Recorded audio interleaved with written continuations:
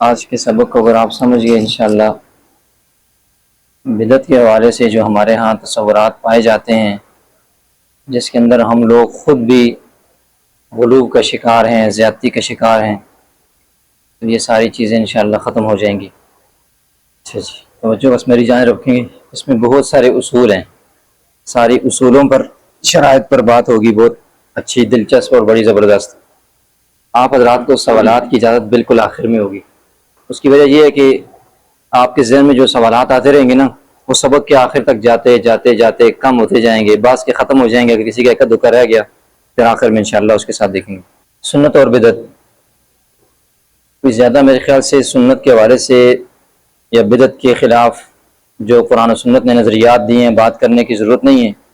ہم سارے جانتے ہیں سنت جو ہے نا، وہ اس کی ہمیں اس پر عمل کی ترغیب دی گئی ہے، بدعت سے بچنے کا ہمیں حکم دیا گیا ہے۔ سنت پر چلیں گے تو یہ سنت کا راستہ ہمیں لے جائے گا سیدھے جنت کی طرف، اور کل محدث بدعہ وکل بدعۃ ضلالہ وکل ضلالۃ فی النار، بدعت گمراہی ہے اور ساری گمراہیاں جو ہے نا جہنم کے اندر جانے والی ہیں۔ تو ہمیں جنت کی طرف جانا ہے اور ہمیں جہنم سے بچنا ہے۔ تو سب سے پہلے ہم نے جیسے پچھلے تمام اسباق کے اندر ہم نے یہ بات پڑھی ہے کہ جس سبق کو ہم پڑھتے ہیں اس کا ہم تاریخی پس منظر پڑھتے ہیں، اس کا ایک تاریخی پس منظر ہر سبق کا ہم نے پڑھا ہے، اس کا بھی ایک تاریخی پس منظر ہے کہ سنت اور بدعت کا۔ بدعت سے متعلق تاریخی پس منظر کیا ہے جی، کہاں سے یہ شروع ہوتی ہے، کیوں لوگوں نے بدعت کو اختیار کیا۔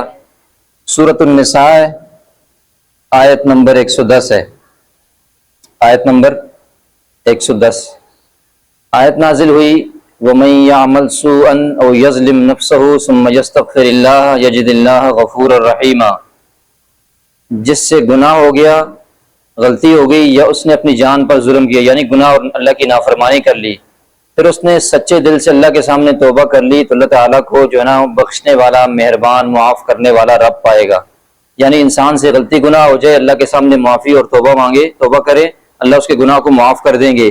جب یہ آیت نازل ہوئی تو ابن جریر طبری نے اور علامہ قرطبی نے اور اسی طرح ابن کثیر نے، تینوں نے اس بات کو تفسیری روایت کے اندر آتا ہے، نقل فرمایا ہے کہ شیطان جو ہے نا، شیطان اس نے اپنے چیلوں کو، اپنے کارندوں کو جمع کیا، اس نے کہا کہ ہم لوگوں پر اتنی محنت کرتے ہیں، ان سے گناہ، غلطی، اللہ کی نافرمانیاں کروا کے کتنی مشکل سے ایک بندے کو ہم بہکا دیتے ہیں، وہ اللہ کی نافرمانی کر دیتا ہے۔ تو یہ آیت نازل ہوگی، اللہ نے فرمایا کہ جب بھی انسان غلطی کے بعد، گناہ کے بعد توبہ کرے گا، اللہ تعالیٰ اس کو بخش دیں گے۔ تو ہماری محنت پر تو سارا پانی پھر گیا، ہمارا نقصان ہو گیا۔ اچھا یہ بات یاد رکھیں، یہ تفسیری روایت کے اندر آتا ہے جو بات میں بتا رہا ہوں، اس کی سند پر کلام نہیں ہوتا، ٹھیک ہے، یہ سند کے اعتبار سے مضبوط نہیں ہوتی، اس پر صحیح ضعیف وغیرہ کا حکم نہیں لگایا جا سکتا۔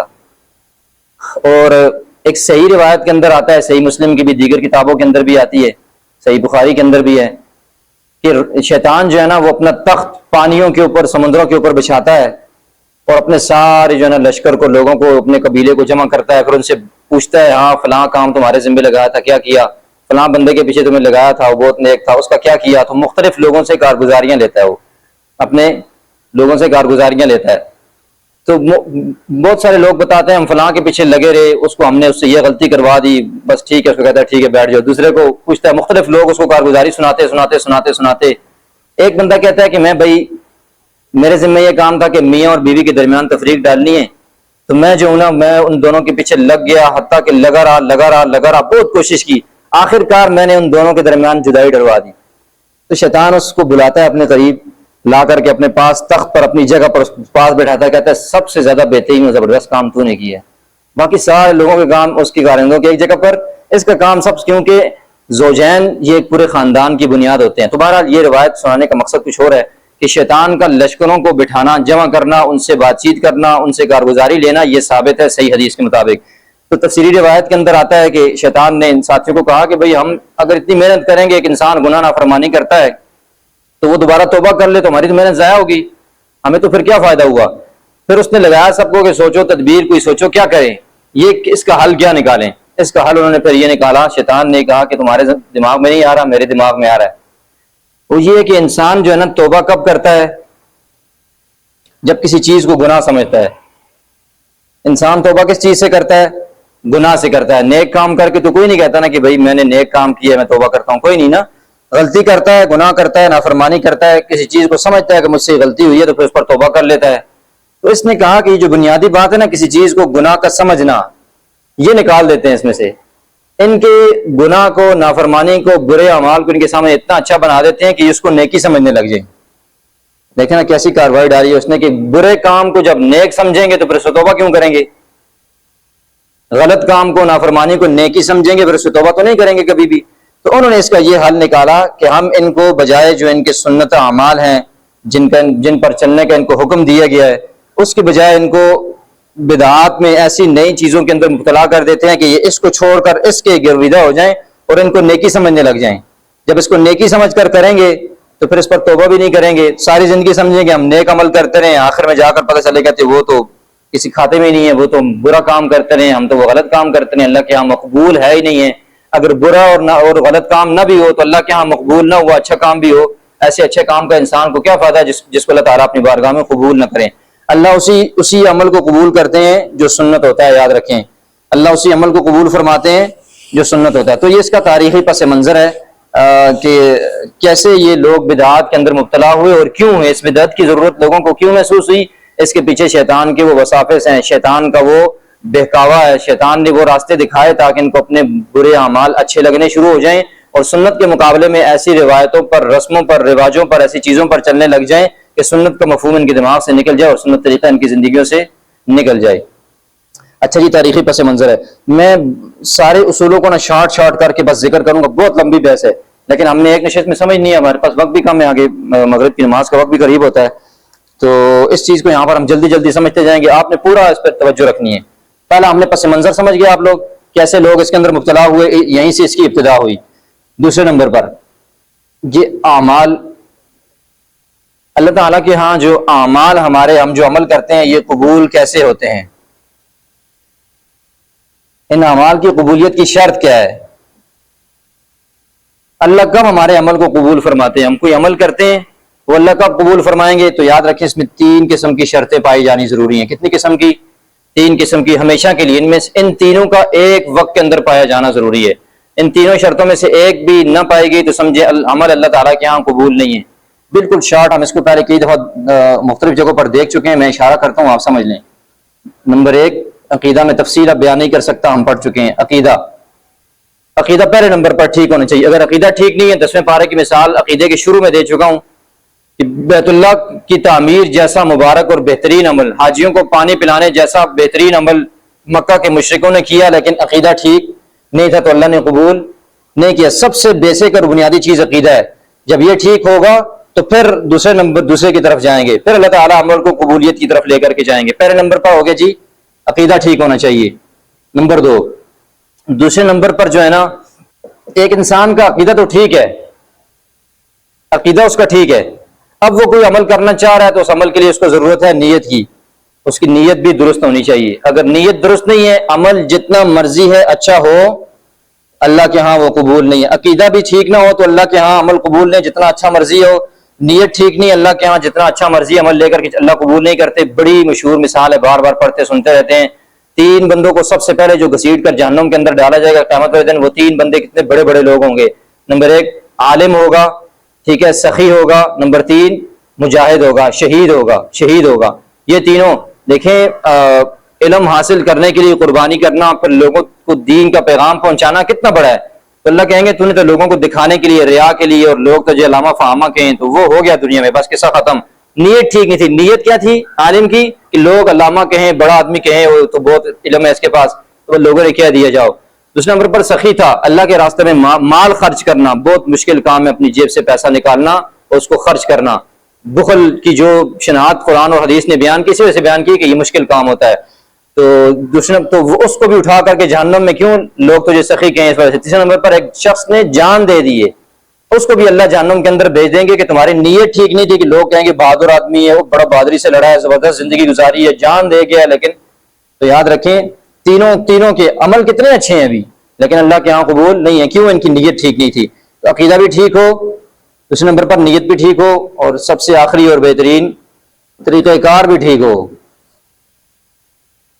عقیدہ ٹھیک ہے، نیت بھی ٹھیک ہے، لیکن طریقہ ٹھیک نہیں ہے، تو پھر بھی اللہ کیا؟ ان تینوں کو میں نے کہا کہ تینوں کا بیک وقت درست ہونا ضروری ہے، تینوں کا بیک وقت صحیح ہونا ضروری ہے۔ ان میں سے ایک بھی رہ گیا تو عمل پھر اللہ کے یہاں قابل قبول نہیں ہے۔ طریقہ کار کی درستگی کی مثال ہم نے پچھلی بار بھی پڑھی تھی، دوبارہ میں اشارہ کر دیتا ہوں۔ طریقہ کار کے اچھا عمل ہو لیکن طریقہ درست نہ ہو، عقیدہ بھی پیچھے ٹھیک ہو، نیت بھی پیچھے ٹھیک ہو۔ اما عائشہ کے پاس غالباً روایات میں، بعض روایات میں ان کا نام ہے، صحیح بخاری کی روایت کے اندر آتا ہے، دیگر روایت کے اندر بھی آتا ہے کہ ایک وہ جو 3 حضرات آئے تھے، انہوں نے پوچھا کہ سرکار دو عالم صلی اللہ علیہ وسلم کے گھر کے اعمال کیسے ہیں؟ تو بتایا کہ وہ مختلف جو بھی اعمال تھے بتایا، اس تفصیل بیان نہیں کر رہا، اپنے صرف یہاں سے استدلال بتا رہا ہوں آپ کو۔ انہوں نے تو ایک میں نے کہا وہ تو چونکہ اللہ والے اللہ کے نبی ہیں تو وہ تو ہر وقت جو ہے نا اللہ تعالیٰ ان کے اوپر انعامات کی اکرام کی بارش ہوتی ہے، تو ہم تو ان کے درجے کو نہیں پہنچ سکتے۔ ایک نے کہا کہ بھائی میں ساری زندگی روزہ رکھوں گا، کبھی افطار نہیں کروں گا۔ ادھر انہوں نے گھر والوں نے کہا تھا کہ ہم روزہ بھی رکھتے ہیں افطار بھی کرتے ہیں، نے کہا میں ساری زندگی روزہ رکھوں گا، افطار کبھی نہیں کروں گا۔ دوسرے نے کہا کہ میں ساری رات نوافل پڑھوں گا، سوؤں گا نہیں۔ انہوں نے کہا تھا کہ رات کو جو ہے نا وہ سوتے بھی ہیں اور جو ہے نا عبادت بھی کرتے ہیں۔ تیسرے نے کہا کہ میں ساری زندگی شادی نہیں کروں گا۔ انہوں نے کہا تھا کہ وہ گھر والیوں کے پاس بھی آتے ہیں، شادی بھی کرتے ہیں، سارا کچھ۔ اب دیکھیں تینوں نیک اعمال ہیں، ساری رات نوافل پڑھنا نیک عمل ہے، ساری زندگی روزے رکھنا نیک عمل ہے، اور شادی نہ کرنا نیت پیچھے ٹھیک ہے کہ بھائی میں اللہ کی عبادت کے اندر اپنے آپ کو مشغول رکھوں گا، ان کاموں کے دنیا کے ان چیزوں کے اندر نہیں پڑتا، تو نیت پیچھے نیک ہے لیکن طریقہ کار درست نہیں ہے۔ سرکار تشریف لائے صلی اللہ علیہ وسلم غصے ہوئے اور فرمایا میں اللہ کا نبی ہوں، سب سے زیادہ اللہ سے ڈرنے والا ہوں، سب سے زیادہ استغفار کرتا ہوں، سب سے اللہ کا مقرب ہوں، تو میں روزہ بھی رکھتا ہوں اور جو ہے نا چھوڑتا بھی ہوں، اور میں شادی بھی کرتا ہوں، اور میں جو ہے نا اس طرح میں رات کو سوتا بھی ہوں، عبادت بھی کرتا ہوں۔ جس نے وہاں پر یہ الفاظ ارشاد فرمائے من رغب عن سنتی فلیس منی، جس نے میری سنت سے اعراض کیا، منہ موڑا، وہ میرے ہم میں سے نہیں ہے، اس کا میرے ساتھ کوئی تعلق نہیں ہے۔ تو طریقہ کار کا درست ہونا بہت ضروری ہے، طریقہ کار کا درست ہونا بہت ضروری ہے۔ جتنا بڑا عمل بھی ہو، اچھا عمل بھی ہو، طریقہ اگر درست نہیں ہوگا اللہ تعالیٰ اپنی بارگاہ میں قبول نہیں فرمائیں گے۔ تو انسان کے اعمال کی قبولیت کے لیے کتنی چیزیں ضروری ہیں؟ 3 چیزیں۔ نمبر 1 عقیدہ درست ہو، نمبر 2 نیت درست ہو، اور نمبر 3 طریقہ کار درست ہو۔ تینوں چیزوں کا بیک وقت درست ہونا ضروری ہے، ورنہ بڑے بڑے اعمال اللہ قبول نہیں فرمائیں گے۔ تو یہ 3 چیزیں بنیادی طور پر ہمیشہ یاد رکھیے گا۔ یہ اس کا پہلا ہو گیا جی۔ اس سے تھوڑا سا اور مزید آگے چلتے ہیں۔ جیسا کہ ہر چیز کی ہم نے تعریف پڑھی ہے، ہم نے معجزات کی، کرامات کی، اس سے پہلے رسالت کی، نبی کی ہم نے تعریف پڑھی ہے، ہر چیز کی ہم نے توحید کی تعریف پڑھی ہے۔ ہم جو ہے نا یہاں پر سنت اور بدعت کی بھی تعریف پڑھتے ہیں کہ یہ کس چیز کا نام ہے۔ تعریف بڑی زبردست چیز ہوتی ہے، اس سے بہت سارے کام ابھی سمجھ لیں کہ آپ کا سبق ابھی سٹارٹ ہو گیا، ابھی دلچسپی آپ کی شروع ہو گئی، اب آپ سمجھتے چلے جائیں گے، اعتراض بھی ہوں گے، جوابات بھی آئیں گے، اصول بھی آئیں گے۔ نمبر 1 کیونکہ لمبا سبق ہے، میں تیزی سے اس لیے چل رہا ہوں، اگر رہ گئی کوئی چیز تو مجھے اشارہ کر سکتے ہیں، میں دوبارہ سے اس کو سمجھا دوں گا انشاءاللہ۔ تو پہلے نمبر پر سمجھے جی، سنت کی تعریف پہلے دیکھتے ہیں جی۔ سنت کیسے کہتے ہیں؟ سنت کی تعریف یہ ہے کہ ہر وہ عمل جس کے کرنے کا اللہ نے حکم دیا ہو۔ یہ سنت اور بدعت کی تعریف کا جاننا کیوں ضروری ہے؟ تاکہ ہم تعریف پتہ لگ گئی تو سنت اعمال کو اپنائیں گے، بدعت سے بچ جائیں گے۔ اللہ نے حکم دیا ہو نمبر 1، نمبر 2 رسول اللہ صلی اللہ علیہ وسلم نے عمل فرمایا ہو۔ یہ شارٹ تعریف ہے، اس کی تفصیل میں یہ بھی ہو، تفصیل میں اس کی یہ ہے کہ آپ نے خود تو نہیں کیا لیکن صحابہ کو کرتے ہوئے دیکھا، خاموشی کا اظہار فرمایا، کسی نے کیا تو کچھ نہیں کہا ٹھیک ہے، وہ سارے اس کے اندر آ گئے ہیں، ٹھیک ہو گیا۔ نمبر 3 صحابہ کرام میں وہ عمل چلا ہو، یا اس کو اگر دوسرے لفظوں میں کہوں نا خیر القرون میں کہتا ہوں اس کو، ٹھیک ہے، یہ لفظ زیادہ مناسب ہے۔ جو 4 زمانے ہیں نا خیر القرون کے، خیر القرون میں وہ عمل چلا ہو، وہ اس کو سنت کہا جائے گا۔ خیر القرون کون سے؟ وہ 4 زمانے ہیں، صحابہ کرام کا زمانہ، رسول اللہ کا زمانہ، صحابہ کرام کا زمانہ، تابعین کا زمانہ، تبع تابعین کا زمانہ، یہ 4 زمانے ہیں۔ خیر القرون قرنی ثم الذین یلونہم ثم الذین یلونہم، یہ 4 زمانے جو ہے نا یہ سب سے بہترین زمانے ہیں، انہی کی طرف رجوع کر۔ ہمارے اندر کوئی اختلاف آئے گا ان 4 زمانوں کی طرف رجوع کرنے کا ہوں، جیسے خیر القرون کہا کہ زمانوں میں سب سے بہترین زمانے یہ خیر القرون ہے، سب سے بہترین زمانہ جو آپ کے سب سے جتنا قریب ہوگا تو وہ 4 زمانے ہیں۔ تو سنت کی تعریف اللہ نے حکم دیا اور رسول اللہ صلی اللہ علیہ وسلم نے عمل فرمایا، اور صحابہ کرام میں خیر القرون کے زمانے میں وہ عمل چلا ہو بعد میں، ٹھیک ہے، تو اس کو ہم کیا کہیں گے؟ اس کو ہم سنت کی طرف اس کی نسبت کریں گے۔ سنت کا پتہ چل گیا، بدعت کی تعریف پڑھتے ہیں، پھر کچھ اعتراضات کو دیکھتے ہیں۔ بدعت کی تعریف 3 چیزیں یہی ہیں، 2 اس کے ساتھ ہو رہے ہیں۔ 3 کون سی ہیں؟ اللہ نے اس کے کرنے کا حکم نمبر 1 نہ دیا ہو، لکھ دیتا ہوں چلیے، نہ دیا ہو۔ نمبر 2 رسول اللہ صلی اللہ علیہ وسلم نے عمل نہ فرمایا ہو، اور نمبر 3 کیا تھا جی؟ صحابہ کرام خیر القرون کے زمانے میں عمل نہ چلا ہو، یعنی صحابہ کرام نے اس عمل پر عمل نہ کیا ہو۔ 2 اس کے علاوہ اور ہیں، ان کو سمجھنا چاہیے۔ بدعت میں اصل یہی چیزیں ہیں۔ نمبر ایک، کیونکہ یہ نہیں ہوں گی تو پھر تو واضح سمجھ میں آتا ہے کچھ دو چیزیں اور ہیں، کیونکہ یہ چیزیں آخر میں جا کر بتاؤں گا کہ کچھ چیزیں ان کے علاوہ بھی ہیں جن کو ہم نے بدعت بنا دی ہے۔ وہ دو کون سی ہیں یہ سمجھ لیں۔ بعد والے لوگوں نے دین سمجھ کر، نمبر ایک، نمبر چار، بعد والے لوگوں نے، یعنی اس خیر القرون کے زمانے کے بعد والے لوگوں نے دین سمجھ کر، اس لفظ کو یاد رکھیے گا، کیا سمجھ کر جی؟ دین سمجھ کر ثواب، نمبر پانچ، ثواب کی نیت سے عمل شروع کر دیا ہو۔ ٹھیک ہو گیا؟ دوبارہ دوہرا لیں۔ جس کے کرنے کا بدعت وہ ہے جس کے کرنے کا اللہ نے حکم نہ دیا ہو، رسول اللہ صلی اللہ علیہ وسلم نے عمل نہ فرمایا ہو، صحابہ کرام میں خیر القرون کے زمانے میں وہ عمل نہ چلا ہو۔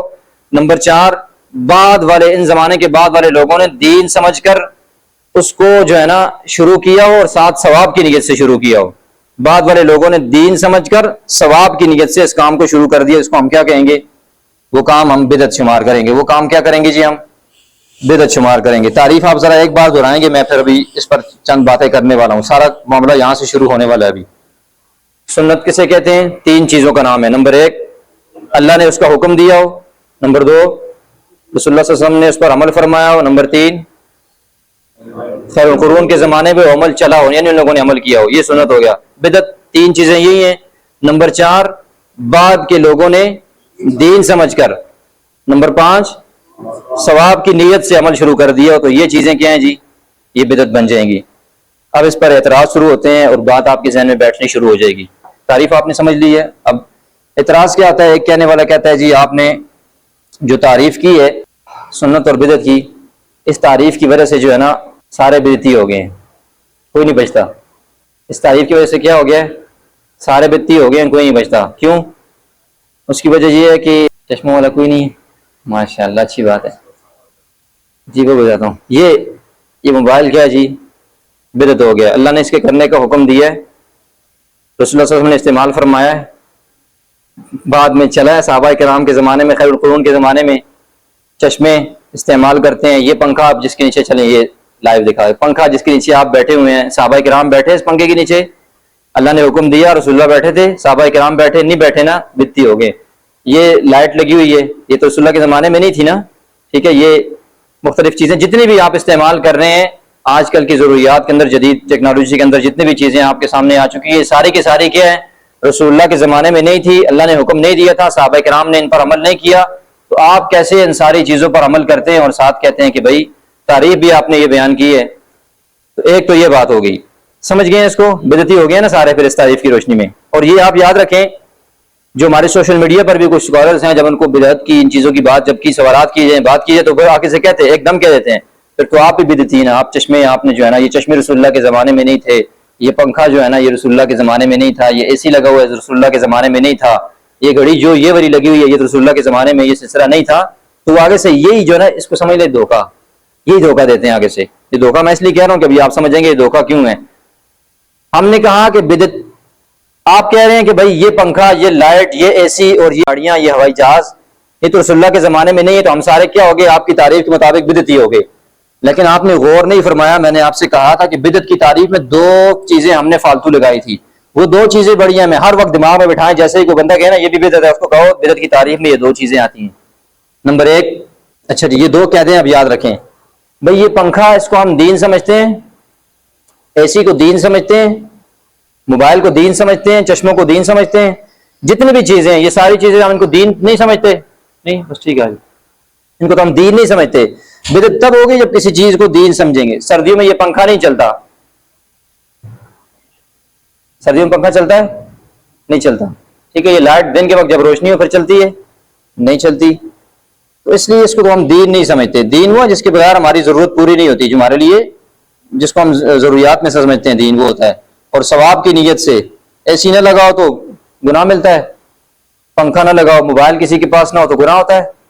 کوئی ایسا فتویٰ کسی نے کہیں پڑھا ہو، دیکھا ہو، سنا ہو، تو جتنی بھی چیزیں یہ بتایا جاتا ہے، یہ فلاں یہ فلاں، تو اس زمانے سے متعلق یاد رکھیں بدعت اس کو کہیں گے جو دین کے اندر، جو دین جس کو دین سمجھا گیا اور اس کو ثواب کی نیت سے کیا جا رہا ہو۔ تو یہ دونوں چیزیں جدید ایجادات جتنے بھی ہیں اس کے اندر یہ دونوں باتیں شامل نہیں ہوتی، نہ دین ہوتا ہے نہ ثواب ہوتا ہے، بلکہ یہ جو چیزیں ایجاد کی جاتی ہیں یہ لوگوں کے دنیاوی مسالے کو، فوائد کو، ضروریات کو دیکھ کر، حوائج کو دیکھ کر یہ ایجاد کی جاتی ہیں، ان کا ثواب سے اور دین سے تعلق نہیں ہوتا. ٹھیک ہو گیا.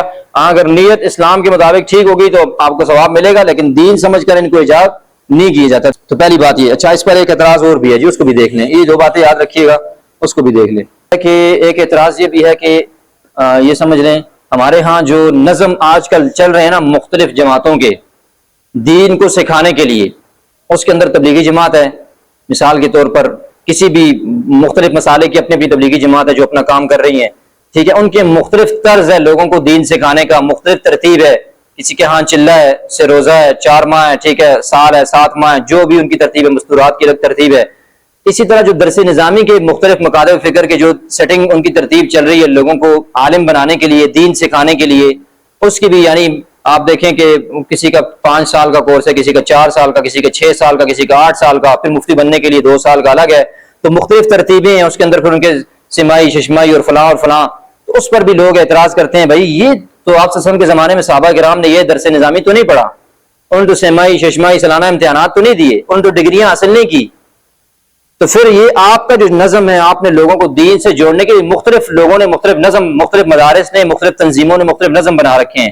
یہ نظم، یہ ترتیبیں بھی تو صحابہ کے زمانے میں نہیں تھی، اللہ نے اس کا حکم نہیں دیا، صحابہ کے زمانے میں نہیں چلا، خیر القرون کے زمانے میں نہیں چلا. تو آپ یہ کیوں بدعت نہیں ہے؟ اس سے مقصد یہ ہوتا ہے کہ بھائی جو کام ہم کرتے ہیں بس آپ کا مطلب ہے کہ وہ بدعت ہے، اور جو آپ لوگ کریں جیسے مرضی کریں وہ بدعت نہیں ہوتا. کہنے والے کا اپنے آپ کو بچانے کے لیے آپ پر اعتراض کا مقصد یہی ہوتا ہے نا کہ بھائی آپ یہ جو سارے کام کر رہے ہیں تو پھر یہ کیوں بدعت نہیں ہے؟ میں کروں تو بدعت شروع ہو جاتی ہے، آپ کریں تو پھر بدعت نہیں ہوتا. اب سمجھیں یہ بدعت کیوں نہیں ہوتا. یہ 2 اصول بتا دیتا ہوں، یہ 2 اصول ساری زندگی یاد رکھیں ہمیشہ کے لیے، انشاءاللہ بدعت کا آپ کا مسئلہ حل ہو جائے گا. اصول نمبر 1 دیکھیں جی، یہ اصول بہت کام کا اصول ہے. ہمیشہ سنت اور بدعت میں یہ اصول چلے گا. جہاں لوگ آپ کو دنیا کی چیزوں سے دھوکہ دیں گے نا، وہاں آپ کو یہ اصول بہت کام آئے گا. 2 چیزیں ہیں، نمبر 1 اسلام، نمبر 2 انتظام.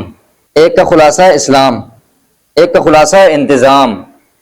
سوال کرنے والے نے دھوکہ جو ہے نا وہ انتظام والے کو اسلام میں خلط مرت کر دیا.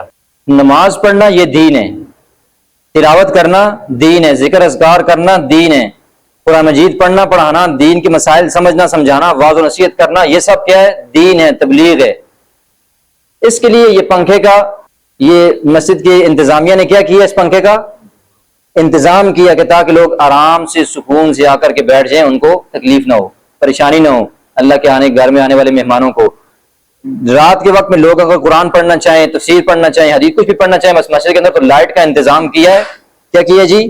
جب آپ انتظام کو لا کر کے آپ اسلام پر فٹ کریں گے تو یہاں سے مغالطہ دیا جاتا ہے. یہ اسپیکر کی مثال دی جاتی ہے کہ بھائی مولوی صاحب یہ جس آپ بدعت بدعت بدعت کی باتیں کر رہے ہو، ہر چیز کو بدعت کہہ رہے ہو، تو یہ جس اسپیکر میں باتیں کر رہے ہو یہ بھی تو بدعت ہے نا. یہ آپ کے زمانے میں نہیں تھا، اللہ نے اس کا حکم تو نہیں دیا. تو یاد رکھیں یہ اسپیکر ابھی مجھے لگا ہوا ہے نہیں لگا ہوا، تو اسپیکر کا انتظام کیا ہے جو ہے نا مسجد کمیٹی والوں نے، انتظامیہ والوں نے، جہاں پر بھی اس کا انتظام کیا جاتا ہے تاکہ لوگوں تک سہولت سے آواز پہنچے. ابھی اسپیکر نہیں ہے تو اس کے بغیر بھی ہم دین کی بات کر رہے ہیں.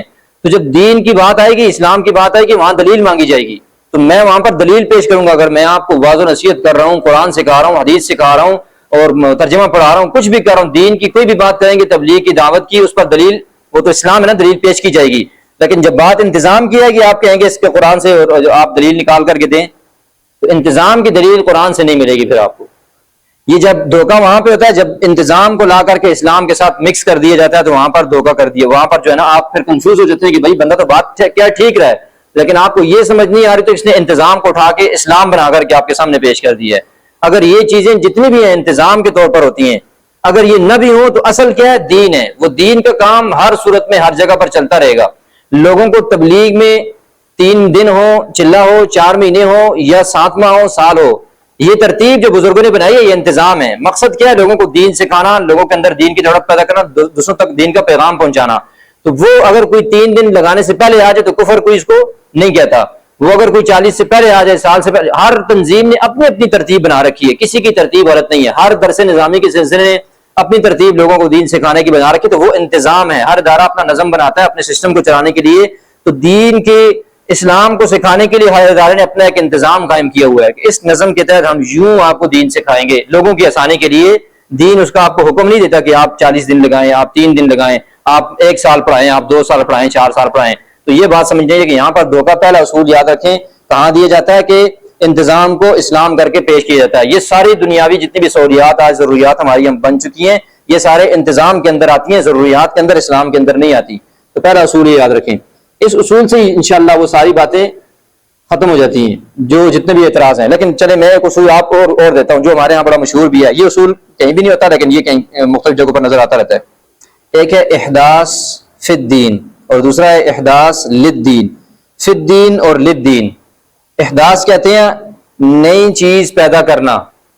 احداث نئی چیز کو پیدا کرنا. فی الدین دین میں, فی کا مطلب ہوتا ہے میں. احداث فی الدین نئی چیز کو پیدا کرنا دین میں. دوسری ہے احداث للدین, لام کا مطلب ہوتا ہے کے لیے, نئی چیز کو پیدا کرنا دین کے لیے. یہ ہے میں اور یہ ہے کے لیے. آپ ترجمے سے ہی اب فرق سمجھ گئے ہیں. احداث فی الدین یہ ممنوع ہے, اس پر کراس ہے. آپ دین کے اندر کسی چیز کا اضافہ نہیں کر سکتے. 30 روزے ہیں 29 روزے ہیں تو 31 32 28 پر نہیں لا سکتے ان کو. 5 نمازیں ہیں تو 4 نہیں کر سکتے, 6 نہیں کر سکتے, 7 نہیں کر سکتے. ٹھیک ہو گیا. کیونکہ اگر آپ 6 نمازیں پڑھیں گے یا اسی طرح اگر 4 رکعتوں کی نماز ہے عشاء کی تو اس کو آپ 5 نہیں بنا سکتے. کیوں؟ یہ پھر دین میں اضافہ ہو جائے گا. ٹھیک ہو گیا. اگر احداث للدین کیا ہے؟ دین کے لیے اضافہ کرنا. ایک ہے دین میں اضافہ کرنا, ایک ہے دین کے لیے اضافہ کرنا. دین کے لیے اضافہ کیا ہے کہ نمازیں تو 5 ہی ہیں, اس کے لیے ان نمازوں کو پڑھنے کے لیے آپ نے پنکھا لگا دیا, آپ نے عمارت بنا دی, آپ نے اس کو پکا کر دیا, آپ نے لائٹ لگا دی, آپ نے اے سی لگا دیا. آپ جو نا پہلے گھوڑوں پر آتے تھے اب گاڑی پر آتے ہیں. ٹھیک ہو گیا. تو یہ کے لیے ہے. یہ کیا ہے جی؟ کے لیے. کہ آپ نے جو سہولیات دے دی ہیں یہ دین میں. مثال کے طور پر ایک بندہ گاڑی میں مسجد آ رہا ہے ابھی تو کیا یہ دین میں اضافہ ہو گیا؟ اللہ نے منع کیا گاڑی میں نہیں آنا, یا کوئی گاڑی کا کوئی تصور دیا اسلام؟ نماز کا تصور دیا تو نماز میں آپ اضافہ نہیں کر سکتے. اسی لیے پھر آگے جا کے ایک بات سمجھاؤں گا. ایک ہے اذان اللہ اکبر سے شروع ہوتی ہے, کہاں ختم ہوتی ہے؟ لا الہ الا اللہ. اس کے ایک ہے اس کے اندر اضافہ کرنا, ایک ہے اس کے لیے اسپیکر کا استعمال کرنا. جب آپ سمجھائیں نا اس کے اندر اضافہ نہ کریں تو وہ کہتے ہیں کہ بھائی اسپیکر کہاں سے آیا؟ پھر بھائی اسپیکر اس کے اندر نہیں ہے, جہاں اسپیکر نہیں ہے وہاں بھی اذان ہوتی ہے. جب بجلی نہیں ہوتی آپ اسپیکر کے بغیر اذان دیتے ہیں نا. ٹھیک ہے کہ وہ وہاں پر پھر سمجھاتا ہوں وہاں پر بھی ہم کیا معاملہ ہے. ٹھیک ہو گیا. تو ایک ہے احداث فی الدین, یہ ناجائز ہے, حرام ہے فی الدین, اور للدین یہ جائز ہے دین کے لیے. دونوں اصول سمجھ گئے. آگے چونکہ بات لمبی ہے بہت تو میں اتنا کافی ہے, اس پر وہ مثالیں نہیں دیتا ہوں, بہت ہیں آپ لوگوں کے لیے اتنا انشاءاللہ. یہ اصول ذہن میں رکھیں, سارے اصول لکھوانے ہیں ان سے بعد میں, یہ ان کو ساری زندگی کام آئیں گے. لوگ اعتراض کرتے ہیں پھر. ٹھیک ہو گیا. تو پھر ان کو جواب آتا ہوگا کم از کم. اچھا جی چلیں درمیان میں تھوڑا سا ذائقہ چینج کرتے ہیں نا. سنت کی اہمیت کو سمجھنے کے لیے 2 مثالیں ہیں. اس سے آپ کے دل میں سنت کی اہمیت بیٹھ جائے گی کہ یار یہ سنت پر عمل کتنی اہمیت کا حامل ہے, بدعت اس کے مقابلے میں کیا بلا ہے, کتنی بری چیز ہے. یہ 2 درمیان میں یہاں تھوڑی سی اشارہ کر دیتا ہوں تیزی سے, رہ نہ جائیں پھر کبھی پتہ نہیں موقع ملتا ہے یا نہیں. آج اب چونکہ سبق چل رہا ہے تو یاد رکھیں جی اس کے اندر. ہاں جی آج آپ کو میتھمیٹکس کا بھی تھوڑا سا پڑھاتے ہیں جی. چلے ایک ہے جی صفر. ٹھیک ہو گیا. اور ایک ہے عدد. ایک ہوتا ہے صفر, ایک ہوتا ہے عدد. عدد 1 سے 9 تک اور صفر آپ سمجھتے ہیں. ٹھیک ہو گیا. اس صفر سے متعلق ایک اصول ہے. ابھی میتھمیٹکس کے بھی اصول آپ کو سمجھانے پڑیں گے. ٹھیک ہے. اصول کیا ہے جی؟ اس کی اپنی کوئی ویلیو نہیں ہوتی. اس کی اپنی کوئی ویلیو, اس صفر کی اپنی کوئی ویلیو نہیں ہے. اس صفر کی ویلیو بنانے کے لیے 2 کام کرنے پڑتے ہیں. اس صفر کی ویلیو کب بنے گی؟ جب 2 کام اس کے ساتھ کی جائیں گے. نمبر 1, اس صفر کے ساتھ ان اعداد میں سے کوئی عدد لگایا جائے گا, ورنہ صفر کی یہ صفر ہی رہے گا, اس کی کوئی ویلیو نہیں ہے. اچھا جی صفر کی ویلیو بنانے کے لیے 2 کام کرنے پڑیں گے. صفر کی اپنی کوئی ویلیو نہیں ہے, 2 کام کرنے پڑیں گے. نمبر 1, اس کے ساتھ 1 سے 9 تک کوئی عدد لگانا پڑے گا. 2 3 4 اس صفر کے ساتھ کچھ نہ کچھ لگانا پڑے گا. دوسرے نمبر پر اس صفر کو دائیں جانب لکھنا پڑے گا, عدد کے دائیں جانب لکھنا پڑے گا. اس صفر کو کیا کرنا پڑے گا جی؟ اس عدد کے دائیں جانب لکھنا پڑے گا. یہ 2 اصول یاد رکھیں. ان 2 اصولوں پر ابھی بات کرتے ہیں. صفر کی اپنی کوئی ویلیو نہیں ہے. صفر کی ویلیو بنانے کے لیے اس کے ساتھ عدد لگانا پڑے گا, پھر اس صفر کو عدد کے دائیں جانب لکھنا پڑے گا. اب ذرا اس کو اپلائی کرتے ہیں کیسے ہوتا ہے, یہ واقعی کام کرتا ہے کہ نہیں. یہ ہو گیا صفر. میں نے کہا اس کی اپنی کوئی ویلیو نہیں ہے. یہاں پر صفر لکھا ہوا ہے, اس کو کچھ حساب کتاب ہے, کچھ نہیں ہے. اب اس سے کام لینے کے لیے ہم نے 2 اصول کی عدد لگانا پڑے گا. تو ہم نے کہا اس صفر کو عدد کے دائیں جانب لگانا ہے. تو اگر ہم پہلے دیکھتے ہیں جی, سمجھیں یہ اب یہ کس طرف لگ گیا ہے؟ بائیں جانب, الٹی سائڈ پر. اب اس کی کوئی ویلیو ہے صفر کی؟ اب بھی نہیں ہے. ٹھیک ہو گیا. یعنی اور آگے جتنے مرضی عدد لگاتے جائیں 2 4 5 6 7 10 جتنے بھی آگے بڑھاتے جائیں گے اس کی ویلیو ڈاؤن ہوتی جائے گی, کم ہوتی جائے گی. تو ہم نے کیا کرنا ہے, اس صفر کے ساتھ جو ہے نا اس صفر کو اس عدد کے دائیں جانب اب اس طرف جتنے مرضی بڑھاتے جائیں اس کی ویلیو کیا ہوتی جائے گی, بڑھتی جائے گی. ٹھیک ہو گیا. اب آتے ہیں اپنے اصل مسئلے کی طرف. ہم نے تو میتھمیٹکس نہیں پڑھنا ہے ادھر, ہم نے آپ کو یہاں پر عقیدہ سمجھانا ہے. عقیدہ کیا ہے جی؟ ادھر تھا جی صفر, ادھر تھا عدد. صفر ہم نے کہا اس کی کوئی ویلیو نہیں ہوتی, وہ ایک عدد ہوتا ہے. صفر ہے جی ہمارا عمل, اور عدد کیا ہے جی؟ عقیدہ. عمل کیا ہے؟ عدد عقیدہ. اگر اس کو ہم اپنی دینی زبان میں سمجھیں نا, صفر کی جگہ پر عمل آ گیا. عمل کی اپنی کوئی ویلیو نہیں ہے, عمل کی اپنی کوئی ویلیو نہیں ہے جب تک اس کے ساتھ عقیدہ نہ مل جائے. اور عقیدہ ملنے کے بعد بھی جو ہے نا اس عمل کی کوئی ویلیو نہیں ہے جب تک آپ اس کو دائیں جانب سے نہیں کریں گے, یعنی سنت کے مطابق نہیں کریں گے. دائیں جانب سے کرنا یہ سنت ہے, اور بائیں جانب سے کرنا یہ وہی ہے کہ آپ عدد کو جو ہے نا صفر کو جو ہے نا وہ بائیں سائڈ پر لگاتے جائیں تو یہ اس کی ویلیو ڈاؤن ہوتی رہے گی. تو یہ سمجھ لیں کہ اسی طرح اس کے ساتھ بھی یہ عمل ہوتا ہے. بہرحال یہ ایک مثال ہے صرف تاکہ ہم سمجھ جائیں. اسے بھی میں کہتا ہوں مثال چھوڑ دوں, بس وقت میرے پاس کم رہ گیا. ابھی اصول رہ جائیں گے, مثالیں ادھر ہی پڑھتے پڑھتے اصول رہ جائیں گے. اگر وقت ملا تو آپ دوسری مثال بعد میں پڑھ لیں گے. بہت سارے اصول ہیں, ابھی میں چھوڑنا بھی چاہ رہا ہوں, تو کس کو چھوڑوں اور کس کو نہ چھوڑوں.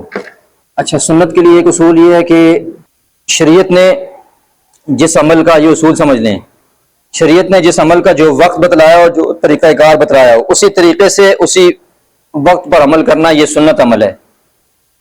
اگر اس طریقے کے خلاف اپنی مرضی سے کوئی اور طریقہ اختیار کریں گے تو پھر وہ کیا بن جائے گا؟ بدعت بن جائے گا. مثال کے طور پر شریعت نے ہمیں بتلایا کہ مسجد میں داخل ہوتے وقت یہ دعا پڑھیں گے, مسجد سے باہر نکلتے وقت یہ پڑھیں گے, کھانا کھاتے وقت یہ دعا ہے, کھانے کے بعد یہ دعا ہے, سوتے وقت کی یہ دعا ہے, اٹھتے وقت کی یہ دعا ہے.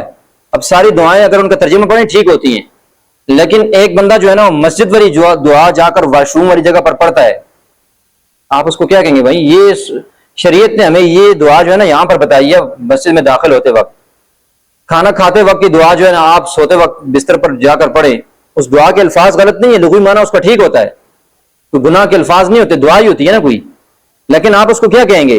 اور اس پر ایک روایت بھی موجود ہے کہ ایک صحابی کے سامنے جو ہے نا وہ چھینک کسی نے لی, تو انہوں نے اس پر جو ہے نا, ابھی الفاظ میرے ذہن میں نہیں ہے, آپ لوگ پھر چیک کر لیجئے گا اس کو, میں اس کو خلاصہ دے رہا ہوں آپ کو. انہوں نے چھینکنے پر تو الحمدللہ اور یرحمک اللہ یہ والے الفاظ, یہدیکم اللہ کے الفاظ کہے جاتے ہیں. انہوں نے کوئی اور لفظ استعمال کیا, لا الہ الا اللہ, اس قسم کا کوئی اور لفظ استعمال کیا, تو انہوں نے سخت غصے کا اظہار فرمایا عبداللہ بن عمر رضی اللہ عنہ کہ اللہ کے نبی کی یہ سنت نہیں ہے. انہوں نے آگے سے اس کا جواب نہیں دیا, جو لفظ اس نے کہے جواب نہیں دیا. انہوں نے کہا کہ اللہ کے نبی کی سنت ہمیں یہ سکھائی گئی ہے, تم جو عمل کر رہے ہو یہ اللہ کے نبی کی سنت نہیں ہے. تو سنت طریقہ وہی ہوتا ہے جو ہمیں شریعت نے جس وقت جیسے بتلایا ہو. تو اس اوقات کو سمجھ لیں. بعض چیزیں جائز ہوتی ہیں پڑھنی, لیکن شریعت نے وہ وقت نہیں بتایا ہوتا. مسجد کی دعا واش روم میں یا مسجد کی دعا جا کر کھانے کے وقت بیٹھ کر پڑھنا یہ سنت عمل نہیں ہوگا. پھر اپنی جگہ پر دعا پڑھنی جائز ہے, دعا کا معنی بھی ٹھیک ہے, دعا رسول اللہ کے الفاظ بھی ہیں, سارا کچھ ہے, لیکن پڑھنے کا مقام اور موقع وہ نہیں ہے جو ہمیں شریعت نے بتایا. اپنی مرضی سے کر رہے تو یہ پھر شریعت نہیں ہے, یہ پھر بدعت بنتی ہے, سنت نہیں ہے. ایک اصول یہ بھی ہے. ٹھیک ہے جی. ہمارے ہاں ایک مسئلہ, اس کی طرف میں آنا چاہ رہا ہوں, باقی اصول میں چھوڑ رہا ہوں. وہ جو ہم نے سنت اور بدعت کی تعریفیں پڑھی ہیں نا پہلے, اب یہ بات سمجھ لیں, یہاں پر ذہن میں بٹھا رہے ہیں. وہ جو سنت اور بدعت کی تعریف پڑھی ہے وہ خالص وہ سنت ہے اور وہ خالص بدعت ہے جس پر بدعت کا اطلاق ہوتا ہے. کچھ چیزوں کو ہم نے بدعت بنا دی, بدعت ہے نہیں. خالص بدعت کون سی ہے؟ اللہ نے حکم نہ دیا ہو, رسول اللہ نے نہ کیا ہو, صحابہ میں نہ چلا ہو, لوگ اس کو دین اور ثواب سمجھ کر بعد کے زمانے میں عمل کرتے ہوں. اب ایک چیز ہے شریعت اس سے منع نہیں کرتی, ٹھیک ہو گیا, اور شریعت نے اس کے ناپسند ہونے کا بھی فتویٰ کوئی نہیں لگایا. اب لوگ وہ عمل کر رہے ہیں, ہمارے ہاں اس پر بھی بدعت کا فتویٰ لگتا ہے. شریعت میں اس کے اوپر آپ کو جب کراس ملے گا پھر تو ہر بندہ کہے گا بھائی یہ کام نہ کرو, یہ تو منع ہے نا حدیث کے اندر, یہ تو منع ہے سنت کے اندر, آپ کیوں کر رہے ہو؟ پھر تو بات ہی ختم ہو جائے گی, پھر تو چیز ہے بدعت. آج کل جو بدعات مشہور ہو گئی ہیں, جو چیزیں مشہور ہیں, ہم پر بدعت کا فتویٰ لگاتے ہیں, وہ اصل میں کیا ہوتی ہیں؟ وہ چیزیں یاد رکھیں جی, وہ کیا چیزیں ہوتی ہیں؟ جائز چیزیں ہوتی ہیں ساری. شریعت نے اس کے بارے میں ڈائریکٹ حکم نہیں دیا ہوتا, اور نہ کوئی ایسی اور چیز ملتی ہے کہ شریعت یہ کہے کہ بھائی یہ کام ناجائز ہے, ناپسندیدہ ہے شریعت کے اندر. ایسی کوئی دلیل اس کے بارے میں ڈائریکٹ نہیں ملتی ہوتی. تو جتنے جائز کام ہوتے ہیں نا, پھر ان جائز کاموں کو لوگ کیا کرتے ہیں؟ ان پر عمل کرنا شروع کر دیتے ہیں, کیونکہ منع تو نہیں ہے شریعت میں کہیں بھی, اور شریعت نے ناپسند بھی کہیں نہیں کہا, ان کو لوگ عمل شروع کر دیتے ہیں. پھر جو سنت پر چلنے والے لوگ ہیں ان کو ایک نیا کام نظر آتا ہے, وہ کہتے ہیں یار یہ تو بدعت ہے, یہ کام نہ کرو. اب یاد رکھیں ہمارے ہاں ہم سے غلطی یہی ہوتی ہے کہ بدعت بہت بری, بہت گندی, بہت بدترین چیز ہے. اتنی آسان نہیں ہے کہ ہم نے ہر چیز کو بدعت بنا دی ہے. اس لیے اس پر فتویٰ لگاتے ہوئے بھی اتنی ہی احتیاط کی ضرورت ہے جتنی یہ بری ہے. سرکار نے فرمایا کہ بدعت اتنی بری ہے کہ گمراہی ہے، اور گمراہی ہر گمراہی اس بدعت کے ساتھ جوڑا ہے نا کہ جہنم میں پہنچائے گی. اور یہ فرمایا کہ یہ وہ لوگ ہیں جنہوں نے میرے بعد میرے دین کو بدل دیا، حوض کوثر سے ان کو واپس بھیج دیجیے گا. تو بدعت بہت ہی بری چیز ہے، اس لیے اس پر فتویٰ لگاتے ہوئے اتنی احتیاط کی بھی ضرورت ہے.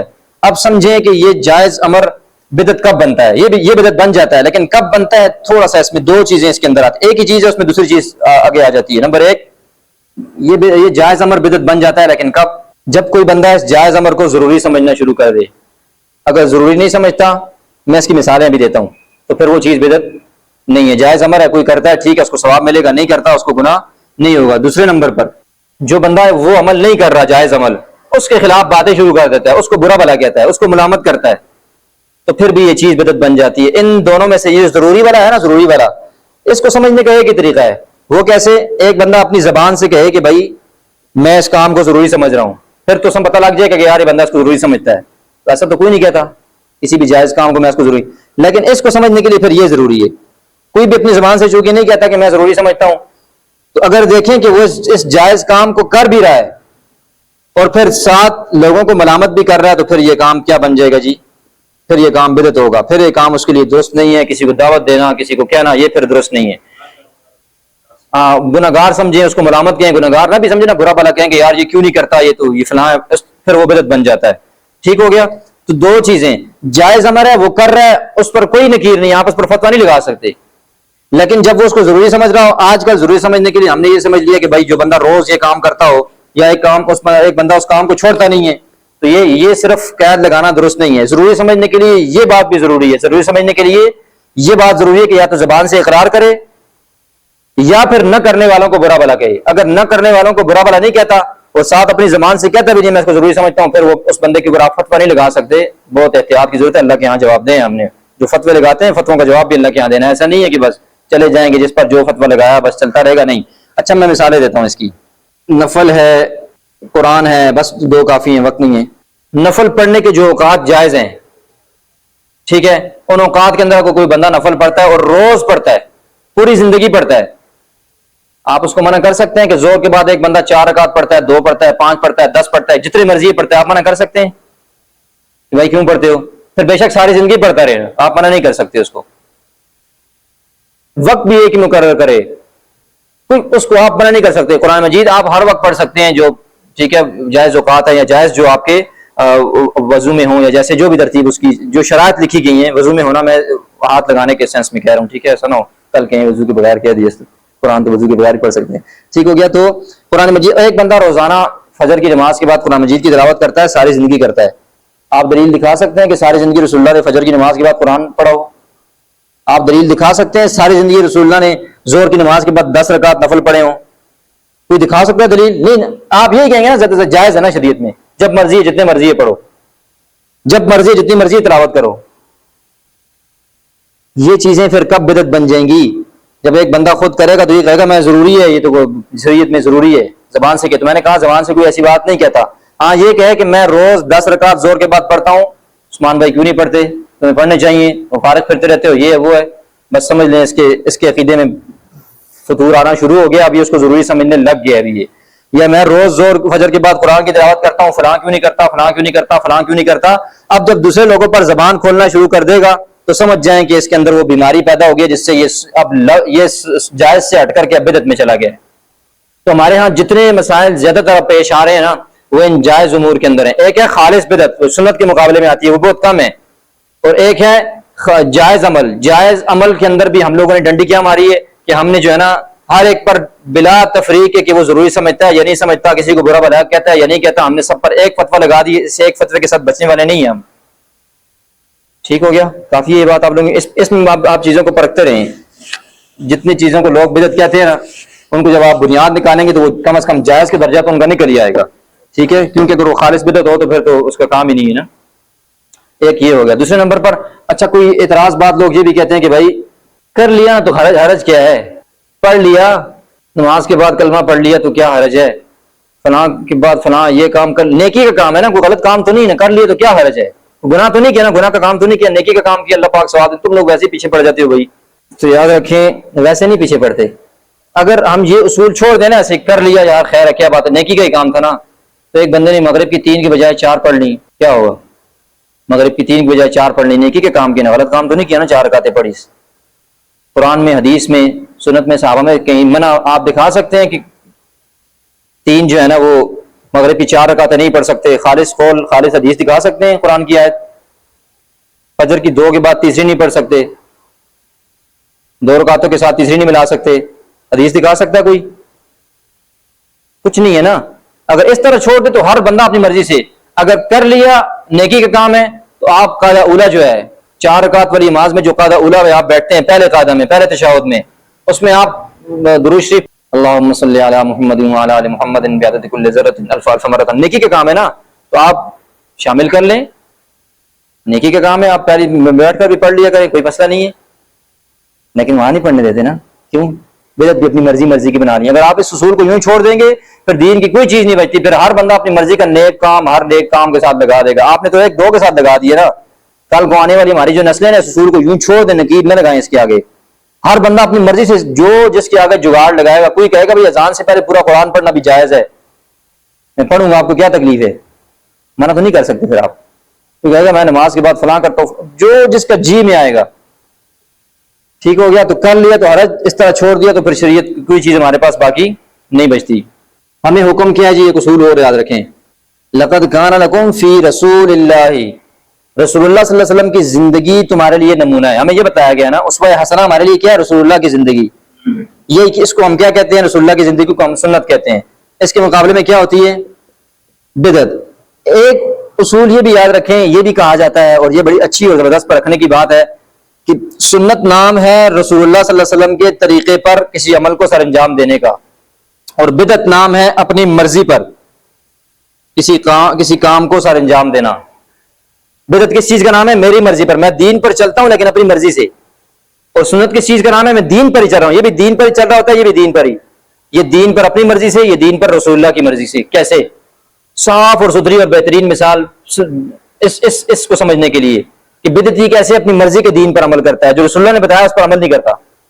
کیسے؟ حدیث پاک کے اندر آتا ہے کہ جب تم اذان ہو جائے نا, اذان کے بعد سب سے پہلے مجھ پر درود پڑھو, اس کے بعد جو ہے نا میرے لیے اللہ سے وسیلہ ہو جو دعا مانگی جاتی ہے وہ دعا مانگو. حدیث میں کیا آیا؟ اذان کے بعد درود شریف, درود شریف کے بعد دعا. یہ کیا ہے جی؟ یہ سنت طریقہ ہے. یہ کون سا طریقہ ہے؟ سنت طریقہ ہے. اب ایک میری مرضی ہے, یہ میں اپنی مرضی سے اب دین پر چلوں گا. میں کیا کرتا ہوں, ادھر سے کہا تھا کہ نماز کے اذان کے بعد درود شریف ہے, میں کیا کرتا ہوں اپنی مرضی سے چلتا ہوں, اذان سے پہلے ہم نے کیا لگا دیا جی؟ درود شریف لگا دیا. یہ دیکھیں رسول اللہ کی مرضی کے بالکل خلاف آ گیا نا. اگر آپ یہی درود شریف پڑھنے کا شوق ہے نا, یہی درود شریف یہ رسول اللہ کی مرضی سے پڑھیں, سنت بھی بن جائے گا. آپ سپیکر میں 2 بار 10 بار 20 بار 50 بار پڑھیں, سارے محلے کو سنائیں, آپ پر بدعتی ہونے کا فتویٰ تو کوئی نہیں لگا سکتا نا. بدعت بہت بڑی بات ہے, آپ پر انگلی بھی کوئی اٹھا سکتا. کیوں پڑھ رہے ہو بھائی؟ نہ پڑھو, حکم موجود ہے یہاں پر.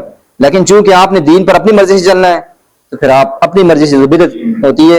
اور رسول اللہ کی مرضی کتنا واضح حکم ہے کہ اذان کے بعد درود پڑھو, آپ نے ڈائریکٹ اٹھا کر کے پیچھے لگا دیا. تو یہ بدعت اس چیز کا نام ہے. ایسے انسان کو جو ہے نا کہ رسول اللہ کی مرضی پر انسان اپنی مرضی کو مقدم کر دیتا ہے, اپنی مرضی کی حیثیت زیادہ ہوگی اور رسول اللہ کی مرضی کی حیثیت نیچے ہوگی. نعوذ باللہ من ذالک, اللہ ہمیں معاف فرمائے اس سے. اسی طرح جی چلیں, اور آخری بھی یاد کروں, ختم کروں, یہ میں ختم کرتا ہوں. آپ کا سوال اگر ختم اگر ہو گیا تو پھر یاد کرائیے گا نا, دیکھ لیجیے کاٹوں گا اس میں سے. یہ دیکھیں جی ایک اصول مجھے پتا ہے ابھی کریں گے لازمی, میں نے اس کو آخر میں رکھا ہے لا کر, یہ بھی ہے نا ابھی. اچھا, لوگ کہتے ہیں کہ بھائی حدیث کے اندر آتا ہے اور جس نے اچھا طریقہ جاری کیا اس کو جب تک لوگ عمل کرتے رہیں گے اس کا اجر ملتا رہے گا. یعنی انہوں نے بدعت کی 2 قسمیں کر دی, ایک بدعت اچھی بدعت ہوتی ہے, بدعت حسنہ, بدعت سیئہ.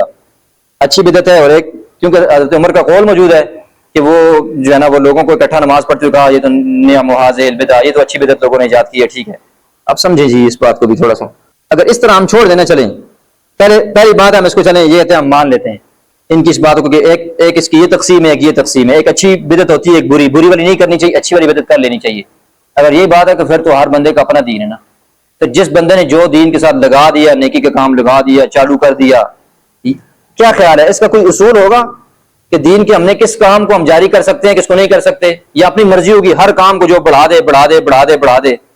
کچھ اصول و ضابطے ہیں اس حدیث کے، جس کے پیچھے یہ لوگوں نے اپنی مرضی کا سلسلہ لگا دی ہے. تو ہمارا اگر اس تقسیم کو مانے تو ہم یہ کہتے ہیں کہ ہم نے ایک قید لگائی تھی خیر القرون کا زمانہ. اگر بدعت حسنہ کی تعریف کو ہم مانیں تو اس کے اندر ہم قید لگاتے ہیں کہ یہ حسنہ صرف اس زمانے کو مانیں گے ہم جس کے اندر جو ہے نا خیر القرون کا زمانہ ہوگا. خیر القرون کے بعد والے لوگوں کو ہم بالکل نہیں مانتے، ورنہ قیامت تک دروازہ کھول رہے گا، پھر تو دین جس کا مرضی ہے. تو جو جتنی مثالیں اس حسنہ کے حوالے سے دی جاتی ہیں نا بدعت حسنہ کے حوالے سے، وہ ساری خیر القرون کے زمانے کی، خیر القرون کے بعد کے زمانے کی نہیں. اگر چھوڑ دیں تو پھر قیامت تک کے لیے پھر تو جس کا جو دل ہے. تو ایک اس کا جواب یہ ہے. دوسرے نمبر پر وہ جو حدیث کے اندر آتا ہے نا کہ بھائی جس نے اچھا طریقہ جاری کیا، وہ طریقے بھی خاص طریقے ہیں. ایسا نہیں ہے کہ ہر بندہ اپنی مرضی سے جہاں جگاڑ لگائے گا آگے اس کو بڑھا دے گا، اس کی اجازت نہیں ہے. کون سے طریقوں کی؟ وہ امر ہیں جس کی ختم کریں گے بس جی، وہ امر جس کی ترغیب جو ہے نا قرآن و سنت کے اندر موجود ہو. ترغیب کیسے موجود ہو؟ مثال کے طور پر کون سا اچھا طریقہ؟ ترغیب موجود ہے جی انسانیت کی خدمت کی ترغیب موجود ہے، لوگوں کے ساتھ تعاون کرنے کی. ایک بندہ ایک نیا طریقہ جاری کرتا ہے، سمجھیں اس بدعت حسنہ کو، وہ کیا ہے؟ نیا طریقہ یہ جاری کرتا ہے کہ یہ آج کل جدید دور کی بات، یہ پانی کے کولر لگوانے شروع کرتا ہے، تنظیم بنا دیتا ہے بہترین، لوگوں میں ایسی فضا عام کرتا ہے کہ ہر جگہ پر آپ کو باہر پانی کے کولر نظر آتے ہیں. لوگوں کو پانی کا مسئلہ نہیں ہوتا، جہاں پانی میسر ہوتا ہے. یہ ہے جی بدعت حسنہ. یہ ہے جی وہ اچھا طریقہ جس نے رائج کیا، جب تک لوگ عمل کریں گے آپ کو ثواب. اب وہ اس بندے نے کام شروع کروا دیا، اس بندے نے بیواؤں، یتامہ اور مساکین اور غریب لوگوں کے لیے راشن کا انتظام کرنا شروع، لوگ اس کے بعد کرتے رہیں گے اس کے کھاتے میں اجر. تو جس کام کی شریعت میں ترغیب موجود ہو اس کو جو ہے نا آپ منسلک طریقۃ حسنۃ اس کے اندر شامل کر سکتے ہیں. باقی ہر کام کو پھر تو آپ اپنی مرضی سے نمازیں بھی بنائیں گے، نوافل بھی بنائیں گے، ہر چیز بنائیں گے، اس کی اجازت نہیں ہے. دین میں جس کام کی اصول، ترغیب، پیچھے کوئی حدیث، کوئی چیز موجود ہوگی، کوئی اس کی دلیل موجود ہوگی، اس پر آپ آگے جو بھی کام کرنا چاہیں. یہ خدمت خلق کا، انسانی کی خدمت کا ایک بہت لمبا اور وسیع مضمون ہے. اس کے علاوہ بھی باقی دیگر تو وہ سارے اس کے اندر آ جاتے ہیں. میرے خیال سے نماز کا وقت چونکہ ہو گیا، اس سبق کو ایک بار دوبارہ پڑھیں گے، پھر کسی وقت پوری تفصیل کے ساتھ آدھا رہ گیا. آپ کا سوال کریں گے.